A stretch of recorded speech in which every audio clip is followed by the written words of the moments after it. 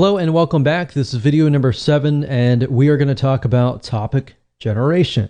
So it's time to go one step further and figure out a larger list of topics. Now, we obviously have a list that we created earlier, but we want to make sure that we verify that they are truly in demand, and that is something that people are asking for out on the internet. So how do you go about verifying this?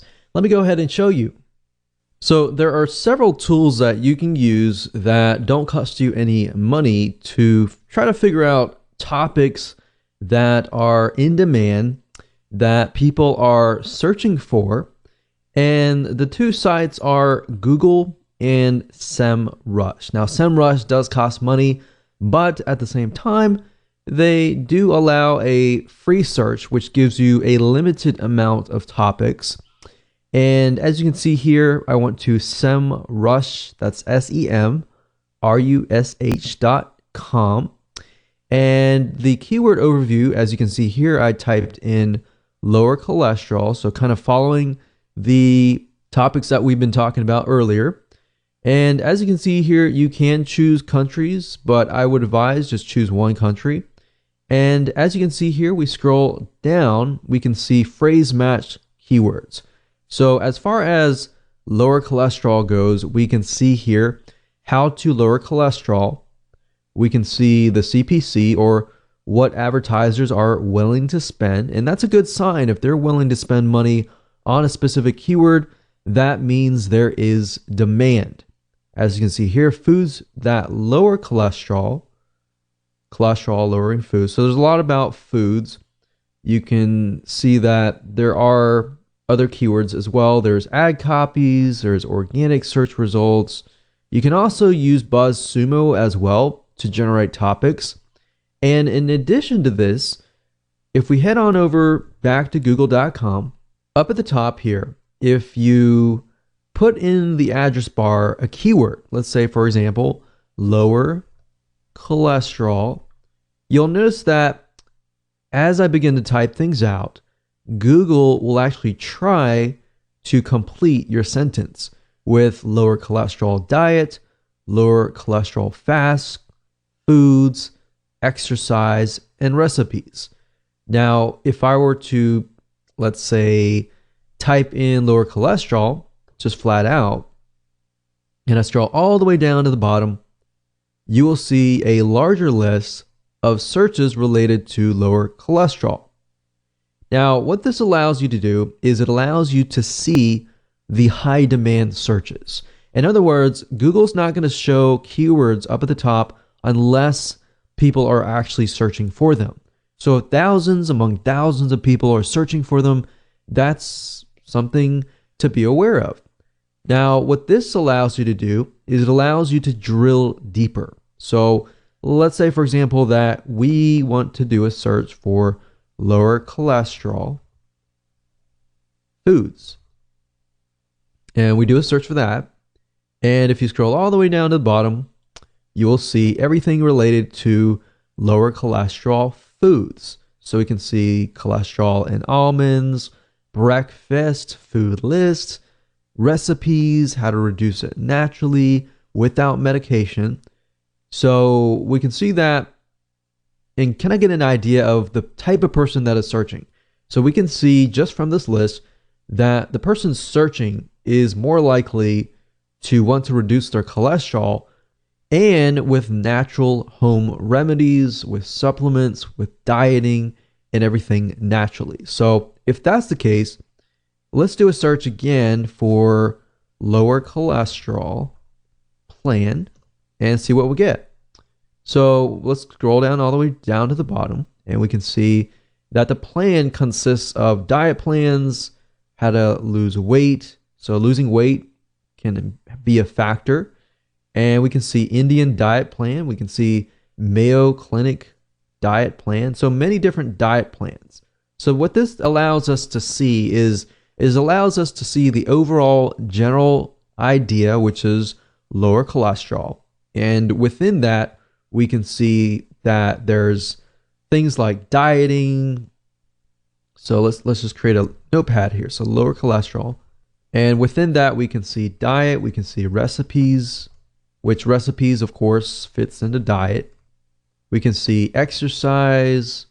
You can ask yourself what type of exercise, lifestyle changes, what type of lifestyle changes. So as you're beginning to type these out, ask yourself questions that other people would ask, like what type, or what if, or why, or how, or when. So who, what, when, where, how kind of thing. So that way you can expand upon not just the general niche and the sub niche, but you can expand upon that. So you could see this diet and recipes could become one whole vertical of just topics, tons and tons of different diet plans, tons of different recipes, different types of exercises. We have, swimming, we have cardiovascular, aerobic type exercises, running, how long. And as you can see here, you can really dig deeper and deeper and deeper. So I would say just using Google itself allows you to really dig deeper, but utilizing other tools like SEMrush or BuzzSumo, or even going after the paid versions of these apps and digging up actual data that says, okay, this keyword is getting a $3 CPC, which means for every click somebody gets, they're actually paying about $3 cost per click. All right. So that's basically all you need to do right now is just do a little brainstorming, do a little researching, and create a list of topics that Google has proven to you that it is in demand. All right. So with that said, let's move on to the next video. Hello and welcome to video number 8. And let's talk about blog creation. How do you go about creating the blog posts now that you have a list of different topics that you might want to create? Should you use videos, or should you use articles, or how long should they be? Now, if you took a look at the BuzzSumo examples in the previous videos, you notice that the articles were pretty long. They were about 1,000 to about 1,500 words for an article. And that's pretty much standard nowadays. But if you can get to a point where it's like 2,000 articles and you have a video, that actually will keep the retention rate of somebody who lands on your blog. So that's the recommended thing to do, is to create an article, and you can outsource this if you want, but I would recommend you actually try to create the blog outline yourself, because if you're passionate about it, it's going to be easier. And one little tip that I have to say to speed up the process is be using something like your iPhone. So like an iPhone, it has something called Siri, and Siri allows you to voice your thoughts on your notepad, and you're able to create an article at a really, really fast rate. Now, obviously, grammatically, everything might be incorrect, but what you can do is you can do that on your iPhone or your smartphone, or even Dragon Naturally Speaking, to create the article, and then you can send it to a proofreader.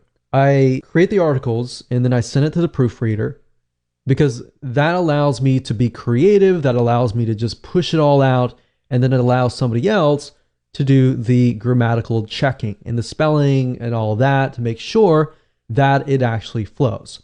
Now, once you're done with that, what you can do next is you can head on over to places like Fiverr.com, Fiverr.com, and you can hire people to actually read your article and get them to turn it into a video.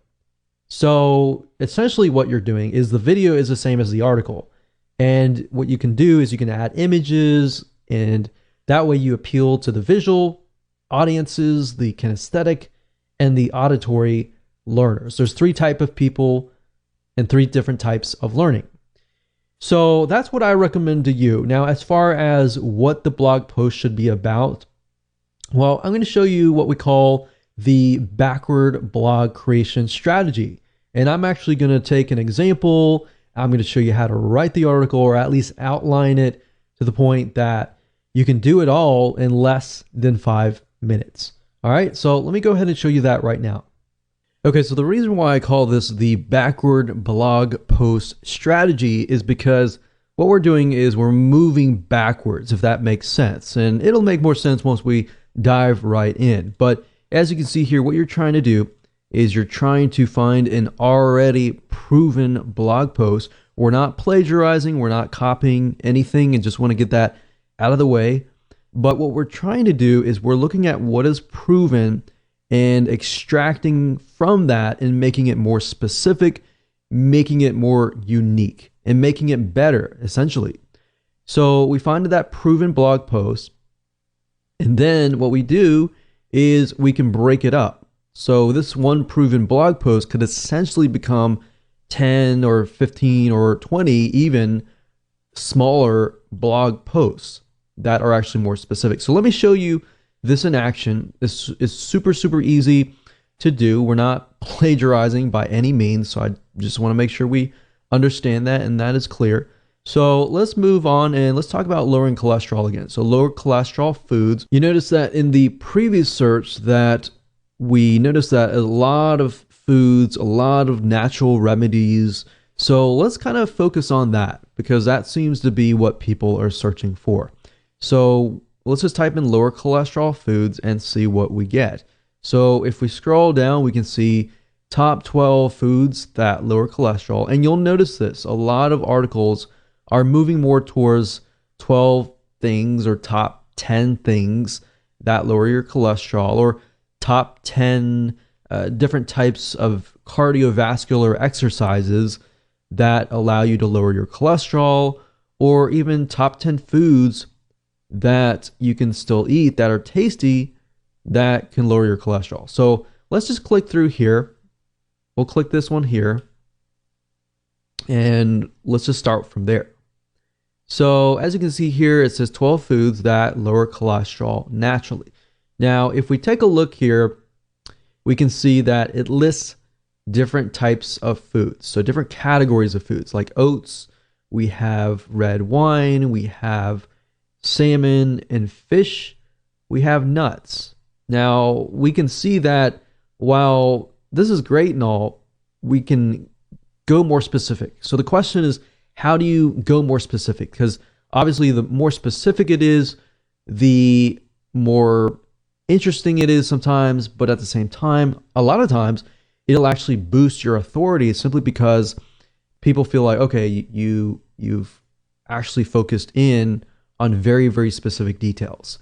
So instead of saying like the top 12 different foods that lower cholesterol, what you can do here is say, for example, fish. You can say the top 10 fish that actually lower your cholesterol, or top 5 fish that lower your cholesterol, top 5 types of nuts.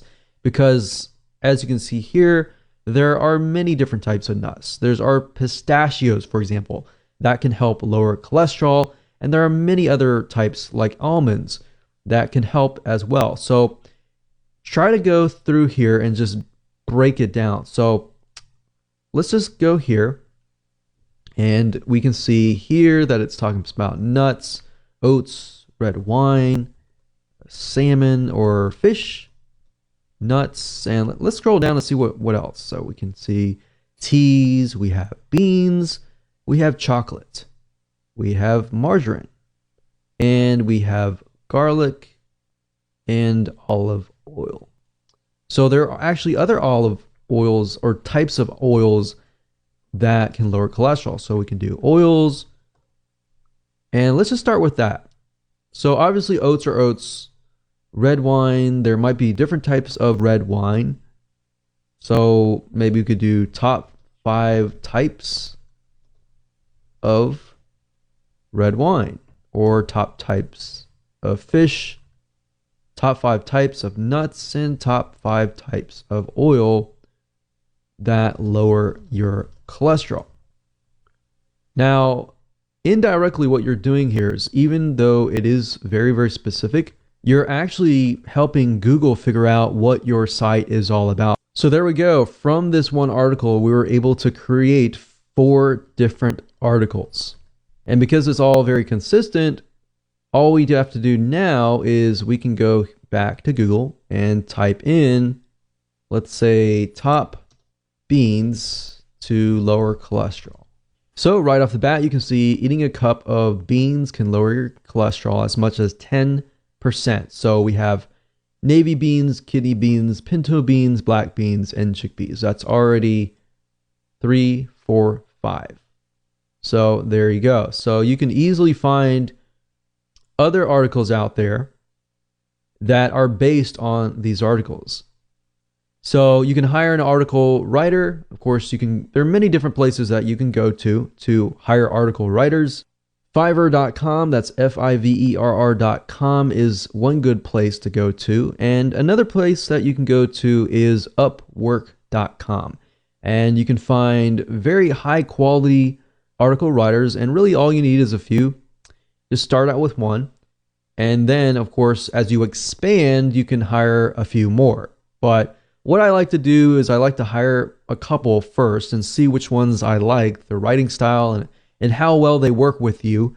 And then you can outsource it.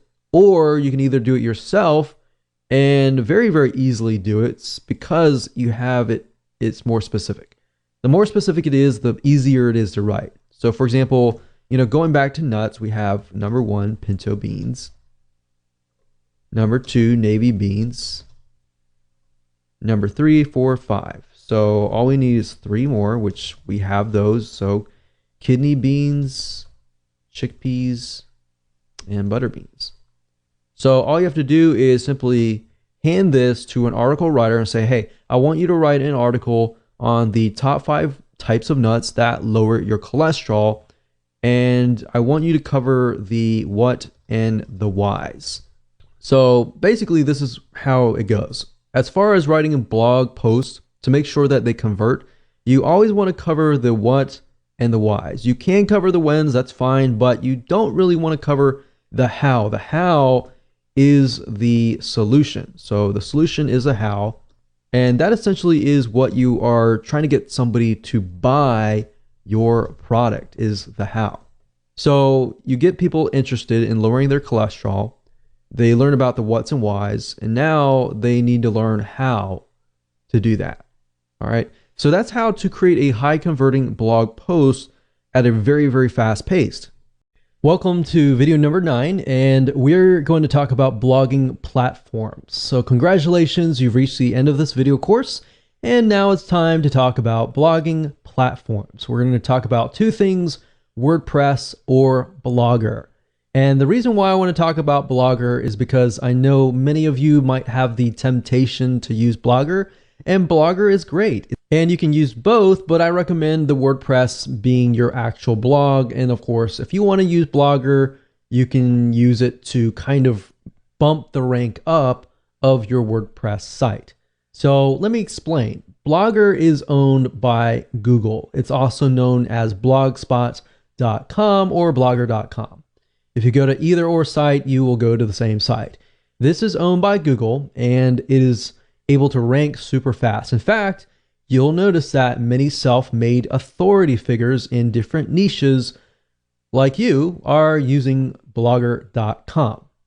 And if you notice, they rank really, really fast in the internet. Now, here's the downside of Blogger or blogspot.com is you don't own it. So this means if you get banned for whatever reason, you lose your asset, right? Now, that's where WordPress comes in. Ultimately, you need to have your own asset, especially if you're building a business surrounding this. This is a serious thing. So that's why we recommend WordPress. And you need to buy your own domain. You need to buy your own web hosting. And usually, typically, most web hosting companies have WordPress. So you can simply log into the panel or even ask them to install it for you, and they will install it, and you're good to go. So I'm going to explain a little bit more depth about WordPress. How do you find a domain? How do you go about finding web hosting? What web hosting companies we recommend? And how do you create your blog? How do you find themes? And we'll cover all of that in just a second. Okay, so in order for you to get this to work, you need to have a domain name because you need to have your own brand, essentially. So what you need to do is you need to head on over to a site called namecheap.com. And what Namecheap is a domain registrar, which is where you can buy your domains. So you can go here, and if the domain is available, you can actually get access to it. So if we say something like lower cholesterol, and I'm pretty sure lower cholesterol is taken, but we'll just do 1, 2, 3, 4, 5, 6.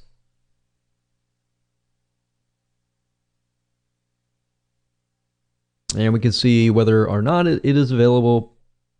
And I'm pretty sure it is just because it puts the numbers in it, but I don't recommend you do that. I just recommend that you find whatever domain that is great for you, and then of course add it to your cart, buy it, and you're good to go. So you pretty much have completed the domain part. Now you have to get web hosting.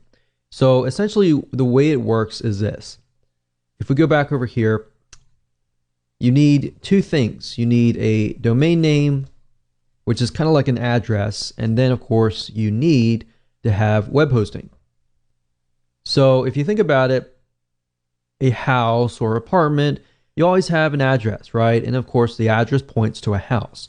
And then a house actually has furniture in it, and you can change the outlook of it, the design of it, on all that. That's basically what web hosting is all about. So what you need to do now is you need to find a web hosting company that specializes in WordPress, because you're going to be using WordPress. Now, just keep in mind that WordPress is a very intensive type software. So as you grow your WordPress site, it utilizes a lot of RAM, a lot of server processing speed as it grows. So that's just something to keep in mind. So what I recommend that you do, you can either go to Google and you type in top WordPress hosting companies and go from there, or you can specifically use the ones that I'm about to talk to you about. There's one site called knownhost.com. We've used them. They have one of the best customer supports as of now, and they're very, very fast. The one good thing about web hosting companies is, as far as trying to figure out whether or not they are good or not, is to figure out how fast their support really is. If you email them, and you might want to test it out, if you contact them and they take hours and hours to get back to you, move on to the next place, because that's a good sign to figure out whether or not, that's a good hosting company. But we've tested this particular host and we found that they're really, really good. So what you want to do is you can head on over to here, and what you're looking for with WordPress type web hosting is SSD. So any type of SSD is going to be really, really fast. So you can pick the $25 per month plan, for example, and this is going to be reliable because this is a reliable host. You always want to choose a reliable host. The next host that's good for web hosting for WordPress is a2hosting.com. And if you go here, you look for the cloud hosting, or you can look for the shared hosting. So if you click on cloud hosting, you can go through and purchase whatever you need. Typically what you can do is you can start out with the very, very basic plan, and then of course move up from there. So as you can see, A2 hosting uses SSD, which is what you want. If you see any hosting that is using something like HDD, which is a regular hard drive, then you might want to pass. So for example, there are a lot of web hosting companies out there. HostGator also provides WordPress hosting. I cannot recommend HostGator. Have not really had the greatest experience with them. But knownhost.com is a great web hosting company that we have tested, and it has been tried and true. So once you've gotten your domain and your web hosting, the web hosting company will provide you with information on how to connect the two. So they will provide you with that, and if you have any problems with that, you can talk to them about that. So basically, I can tell you for a fact, KnownHost utilizes what we call cPanel. So they're going to give you access to a cPanel, which then you can log in And of course, they will give you access to what we call Softaculous. So what you do is you click on WordPress here. And this is basically an app installer. So instead of having to go to WordPress.org and install the 5-minute installation file, which really isn't 5 minutes, by the way, it's more like maybe 10 or 15 minutes or even more, depending on your expertise. So that's why I find this route is just a lot easier, because with this Softaculous, all you have to do is simply go down, click install now, and you fill in the details, and within less than 3 steps, you have installed WordPress. So up at the top, if you scroll down, you're going to see the in-directory option. What this means is basically if you want your WordPress blog to be installed on www.yourdomain.com, if that is the case, leave this blank. If you want to install the WordPress blog in a subfolder, then that's when you can actually enter a directory here. So if this case, we can just type in test blog, you fill in your site name, your description, and then of course your admin username and password. And then of course you can choose the advanced options, and then you can actually select a theme. So that's a nice thing about this particular app installer is you can pick one, you can actually scroll through many different themes. And the nice thing about WordPress is you can literally change the whole design with a click of a button. You don't have to redo everything or anything like that. So if I want to go with this one, I can click select and click install. And literally within less than a minute or a couple minutes, we are good to go. That's it. And of course, if we go to the actual blog itself, we can see the actual blog has been created. Now, the app installer is going to give you access to the WordPress administrator dashboard, as you can see here. And all you have to do is literally, whenever you create a post, you can go here, add new posts, and you can add new pages. You can also change the appearance by going to appearance and themes. So let's say, for example, we don't like this particular theme. We always can go to add new, and we can find another theme. We can click install, for example, and it's installed. We can activate it. And if you go to the live site, you can literally see that the blog design has been changed.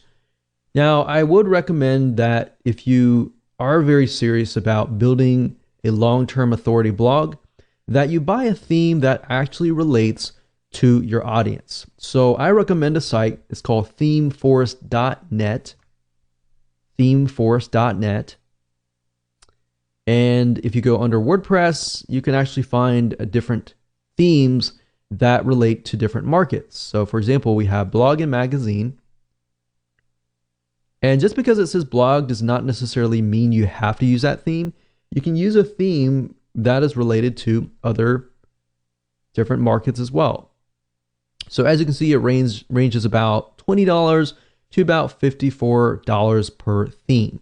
But these themes are very, very professional and can definitely make you stand out. And if somebody comes to your site, you want to make a good first impression. And if you do that, that's one side of getting people to trust you, is to make sure that your site looks professional. So that's just something to think about as well.